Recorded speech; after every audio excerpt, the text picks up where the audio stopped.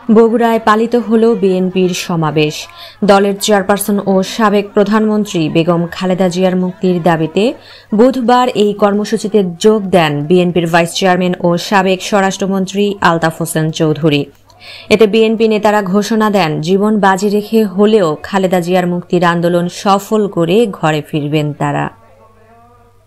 উনি তিনবারের প্রধানমন্ত্রী, প্রতিবারে পাঁচটা আসন থেকে উনি দাঁড়িয়েছিলেন, একটা আসনে উনি ফেল করেছিলেন।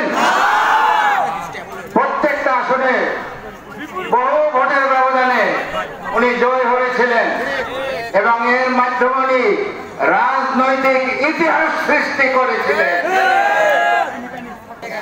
আমরা দাবি করছি ওনাকে নিঃশর্তভাবে মুক্তি দিয়ে উন্নত চিকিৎসার জন্য বিদেশে পাঠানোর ব্যবস্থা করার জন্য। কিন্তু দেশে বিদেশে বহু আলেমরা বিবৃতি দিয়েছেন ওনাকে মুক্তি দেওয়ার জন্য, বহু শিক্ষক বিবৃতি দিয়েছেন, ছাত্র বিবৃতি দিয়েছেন, সুশীলরা বিবৃতি দিয়েছেন, আলেম সমাজ বিবৃতি দিয়েছেন, কিন্তু চোরাই আসনে ধর্মের কাহিনী। এই সরকার আমাকে ওইভাবে মুক্তি দেবে না, যেটা একটু আগে আমার পূর্ববর্তী বক্তা বলেছেন।